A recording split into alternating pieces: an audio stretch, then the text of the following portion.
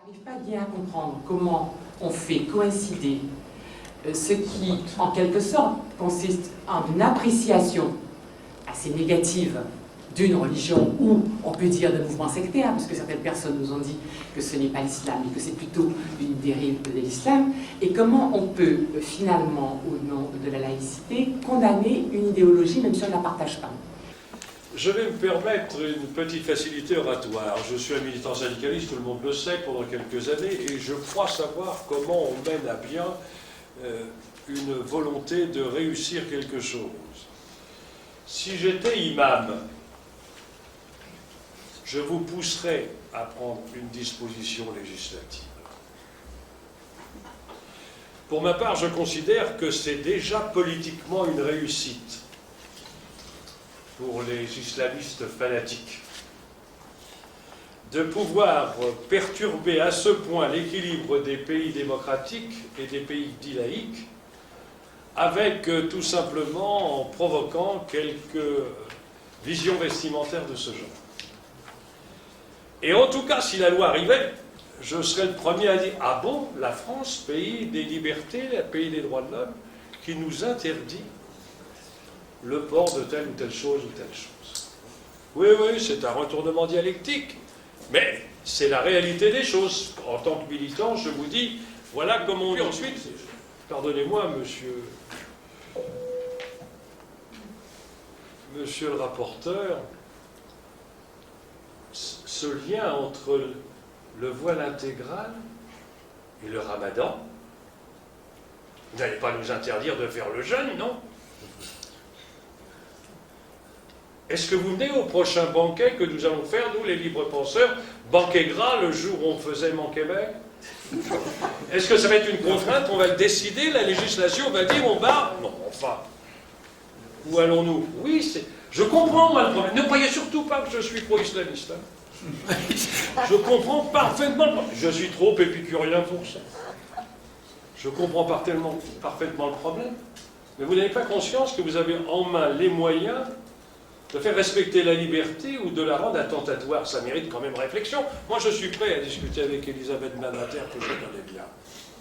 C'est pas aussi simple que ça. La notion d'égalité entre les hommes et les femmes, faut-il aller à la discrimination positive? Non. Avec les conséquences que ça sous-entend. Avec les conséquences que ça sous-entend. Je ne veux pas, moi, sauter sur les questions d'actualité. Je vais vous parler de la retraite des femmes, vous allez voir tout de suite ce que j'en pense. Alors donc, c'est tout à fait clair. Il faut faire attention. L'égalité, pour moi, est une... J'ai eu quelques responsabilités de rapporteur au BIT là-dessus. L'égalité entre les hommes et les femmes, il est utile de vous dire que quand on... Dans le rapport qui fut le mien, j'ai expliqué que les femmes avaient le droit d'avoir de l'argent, d'avoir un compte en banque, etc. Les représentants des Émirats arabes unis n'étaient pas très heureux, et d'une certaine manière, les islamistes en général ne l'étaient pas. Bon, ceci étant, ils ont voté quand même et ils n'appliquent pas, on connaît le truc. Bon, mais néanmoins, moi j'attire votre attention là-dessus. Alors ensuite, quant à la laïcité, je suis navré parce que je suis athée.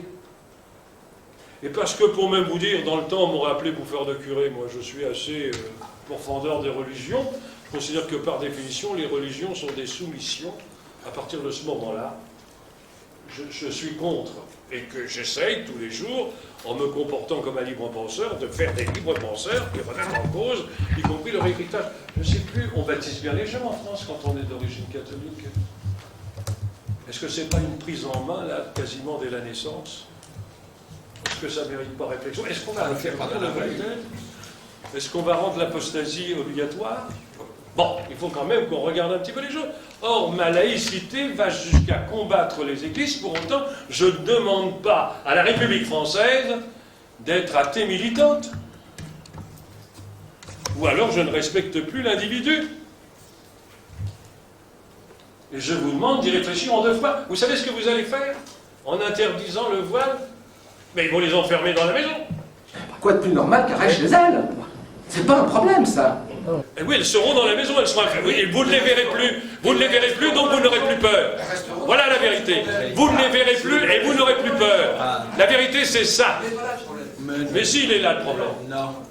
Il est là le problème.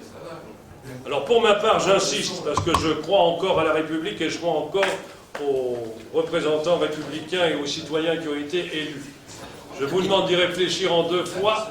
Vous risquez tout simplement de nous conduire vers une forme de communautarisme organisé, parce que vous allez avoir des interlocuteurs islamistes qui vont venir au nom de l'islam discuter avec vous. Vous allez être obligés de concilier, et là on sera avancé vers le communautarisme.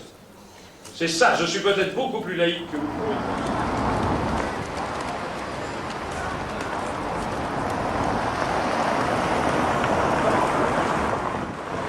Christian, donc la libre pensée vient d'être entendue par la commission. Quel bilan tu tires de cette réunion ?